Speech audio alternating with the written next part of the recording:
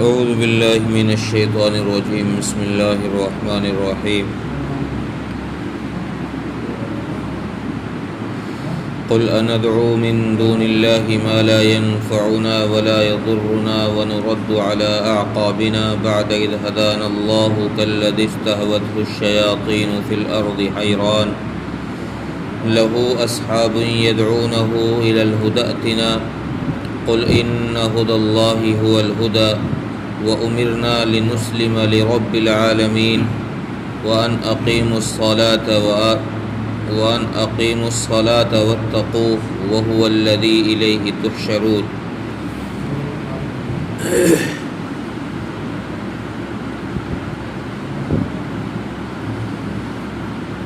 اس آیت کا نزول حضرت ابو بکر صدیق رضی اللہ عنہ کے بڑے صاحبزادے حضرت عبد الرحمن کے متعلق ہوا۔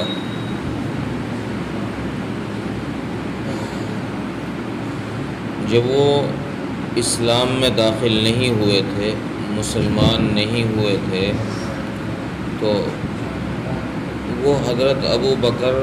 صدیق رضی اللہ عنہ اور ام رومان اپنی والدہ کو اپنے دین کی طرف یعنی بت پرستی کی طرف بلا رہے تھے اور یہ کہہ رہے تھے کہ آپ اپنے اسی دین پر لوٹ آؤ، اسی بت پرستی پر جس پر ہمارے باپ دادا چلے گئے ہیں، تو آپ بھی اسی دین پر لوٹ کر آ جائیے۔ حضرت ابو بکر صدیق رضی اللہ عنہ ان کو دعوت اسلام دیتے رہے، تم ادھر لوٹ کر آ جاؤ، تم اسلام میں داخل ہو جاؤ۔ اور یہ حضرت عبد الرحمن اپنے والد کو شرک کی طرف دعوت دیتے رہے، تو اس پر اللہ تبارک و تعالیٰ نے یہ آیت کریمہ نازل فرمائی۔ حضرت عبد الرحمن یہ جنگ بدر میں بھی مشرکین مکہ کی طرف سے ہی لڑے تھے، اس کے بعد مسلمان ہوئے۔ صلح حدیبیہ میں یہ رسول اللہ صلی اللہ علیہ وسلم کے ساتھ، بعد میں ان کو اسلام کی توفیق ہوئی ہے، اللہ نے اسلام کی دولت سے نوازا۔ تو یہ آیت اس وقت نازل ہوئی جب یہ دائرہ اسلام سے باہر تھے، تو اس پر اللہ تبارک و تعالیٰ نے اپنے حبیب حضرت محمد صلی اللہ علیہ وسلم سے یہ بات کہی ہے کہ نبی جی آپ ابو بکر سے جا کر کہیں کہ وہ عبد الرحمن سے یہ بات کہیں کہ کیا تم ہمیں ایسے دین کی طرف یا ایسے معبودوں کی طرف، ایسے معبودوں کو بلانے کی، پکارنے کی دعوت دیتے ہو جو نہ نفع پہنچا سکتے ہیں نہ نقصان پہنچا سکتے ہیں۔ یہ تو ایک مشہور بات ہے کہ مورتی جو بت ہوتے ہیں وہ نہ نفع پہنچا سکتے ہیں نہ نقصان، لیکن نبی اکرم صلی اللہ علیہ وسلم نے ایک روایت میں حضرت ابن عباس رضی اللہ عنہ کو اس بات کی تاکید فرمائی اور فرمایا کہ نبی جی کہ ابن عباس اس کائنات میں ساری دنیا مل کر، ساری کائنات مل کر کسی انسان کو اس سے زیادہ نفع نہیں پہنچا سکتی جتنا اس کے مقدر میں لکھا ہوا، اور اس کائنات کی یہ طاقت نہیں ہے کہ کسی کو اس سے زیادہ نقصان پہنچا دے جو اس کی تقدیر میں لکھا ہوا ہے۔ اور یہی مفہوم ہے لا حول ولا قوت الا باللہ کہ نہ اچھائی کی طاقت ہے نہ برائی کی طاقت ہے، یہ سب کی سب اللہ کی توفیق سے ہوتی ہے۔ اللہ اگر توفیق دے تبھی انسان اچھے اعمال کر سکتا ہے، تبھی انسان اللہ کے سامنے سجدے کر سکتا ہے، تبھی انسان اللہ کر سکتا ہے۔ اگر اللہ توفیق چھین لے تو اللہ تبارک و تعالیٰ کے سامنے انسان ایک سجدہ بھی نہیں کر سکتا۔ تو اللہ تبارک و تعالیٰ نے اس آیت میں یہی بات ارشاد فرمائی ہے کہ کیا تم عبد الرحمن کو یہ بات کہی جا رہی ہے کہ کیا تم یہ چاہتے ہو کہ ہم ایسے خداؤں کی طرف، ایسے خداؤں کو پکاریں جو نہ نفع پہنچا سکتے ہیں نہ نقصان پہنچا سکتے ہیں؟ اور اگر ہم نے ایسا کیا، عبد الرحمن کی بات پر عمل کیا، تو حضرت ابو بکر صدیق رضی اللہ عنہ کو یہ خطاب ہو رہا ہے کہ نبی جی آپ ان سے کہیے، اگر ابو بکر نے اپنے بیٹے عبد الرحمن کی بات مان لی تو پھر یہ ایسا ہوگا کہ ہدایت مل جانے کے بعد، اللہ کی طرف سے سیدھا راستہ دکھا دینے کے بعد واپس گمراہی کی طرف لوٹ جانا ہوگا، کیونکہ ہدایت اسی دین کا نام ہے۔ اس آیت میں آگے یہ بات آ رہی ہے کہ ہدایت اسی کا نام ہے جس کو اللہ تبارک و تعالیٰ نے ہدایت کہا ہے، اور اللہ تبارک و تعالیٰ نے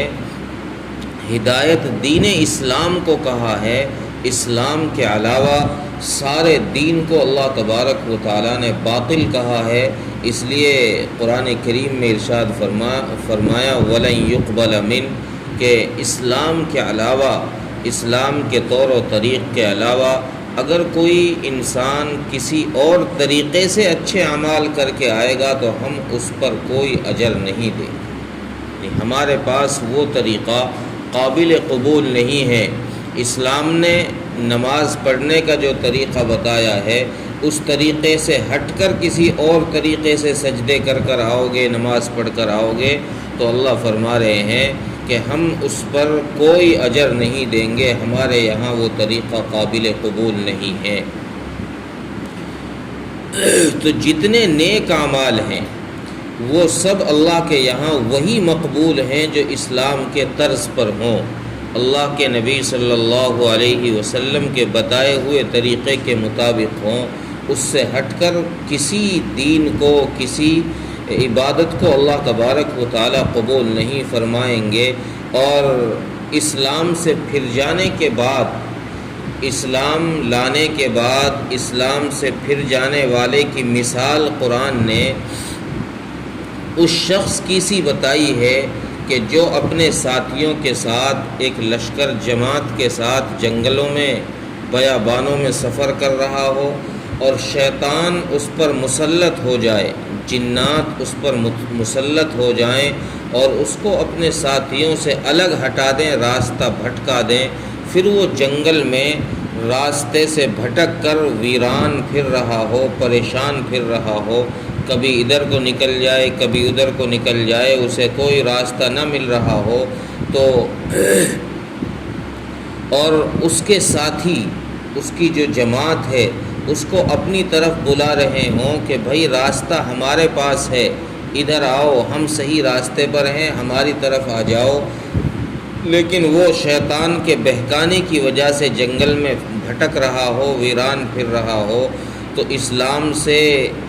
پھر جانے والا شخص، اسلام لانے کے بعد اسلام سے ہٹ جانے والا شخص ایسا ہی ہو جائے گا جیسا جنگل میں گم ہو جانے والا شیطان مسلط کیا ہوا انسان ہو جاتا ہے۔ اور پھر آگے اللہ تبارک و تعالیٰ نے فرمایا کہ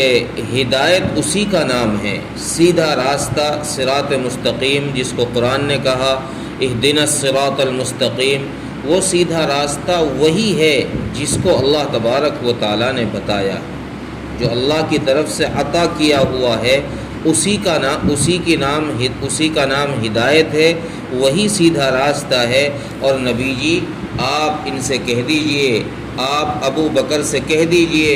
کہ اپنے بیٹے سے یہ بات کہہ دیں وَأُمِرْنَا لِنُسْلِمَ لِرَبِّ الْعَالَمِينَ کہ ہمیں حکم یہ ہوا ہے، ہمیں تو اللہ کی طرف سے حکم یہ دیا گیا ہے کہ ہم رب العالمین کے فرما بردار رہیں، اللہ کے علاوہ کسی کی فرما برداری نہیں، کسی کی اطاعت نہیں، کسی کے سامنے سجدہ نہیں، کسی کے سامنے جھکنا نہیں۔ یہ جو بتوں کی طرف، غیر اللہ کی طرف ہمیں دعوت دے رہے ہیں، غیر اللہ کی طرف جھکنے کی دعوت دی جا رہی ہے، آپ ان سے صاف یہ بات کہہ دیجئے کہ ہمیں ایک اللہ کے سامنے جھکنے کا حکم ہے، ہم اسی کی اطاعت کریں گے، اور اس جھکنے میں اللہ کی اطاعت میں یہ ہے، آپ فرما دیجئے کہ ہمیں حکم ہے ہم نماز قائم کرتے رہیں اور اللہ سے ڈرتے رہیں، اس لیے کہ وہی وہ ذات ہے، اللہ وہ ذات ہے جو ہم سب کو، جو تم سب کو ایک دن آئے گا وہ جمع کر کے رکھ دے گا۔ یعنی میدان حشر میں اللہ تبارک و تعالی سارے اگلے پچھلے قیامت تک، اور حضرت آدم علیہ السلام سے لے کر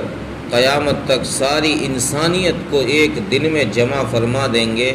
وہی اللہ کی ذات ہے، اسی کو خدا کہا جاتا ہے، اور وہی وہ ذات ہے جو جھکنے کے قابل ہے، اس لیے ہم تو اسی کی اطاعت اور اسی کی فرما برداری کرتے رہیں۔ ترجمہ دیکھیں، قل اندعو من دون اللہ ما لا ينفعنا ولا يضرنا۔ اے نبی صلی اللہ علیہ وسلم آپ فرما دیجئے، کیا ہم اللہ کے علاوہ ان چیزوں کو پکاریں جو نہ نفع پہنچا سکتی ہیں نہ نقصان پہنچا سکتی ہیں؟ وَنُرَدُّ عَلَىٰ أَعْقَابِنَا بَعْدَ إِذْ هَدَانَا اللَّهُ، اور کیا ہم الٹے پیر پھر جائیں اللہ تبارک و تعالیٰ کی طرف سے ہدایت مل جانے کے بعد؟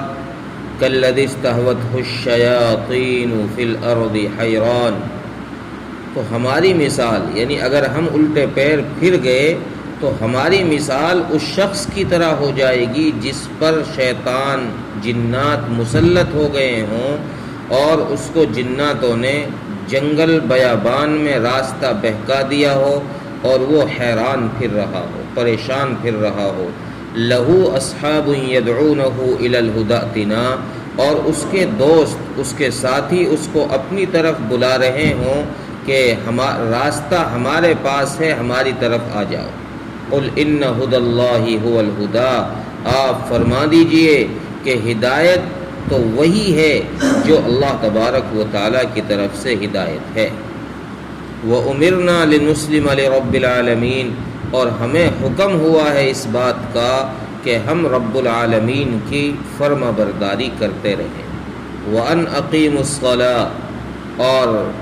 نماز قائم کرتے رہیں۔ وَاتَّقُوا، اور اللہ سے ڈرتے رہیں۔ وَهُوَ الَّذِي إِلَيْهِ تُحْشَرُونَ، اور وہی وہ ذات ہے جو